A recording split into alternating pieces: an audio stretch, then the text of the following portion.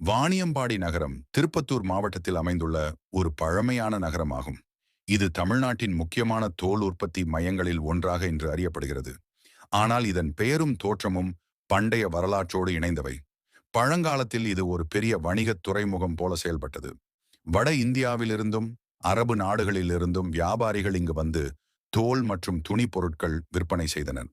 வாணியம் என்பதில் வாணிகம் என்ற சொல்லின் சுருக்கம் எனவும், பாடி என்பதில் பட்டணம் எனவும் சிலர் கூறுகின்றனர். அதாவது வாணிகப் பட்டணம், வாணியம்பாடி.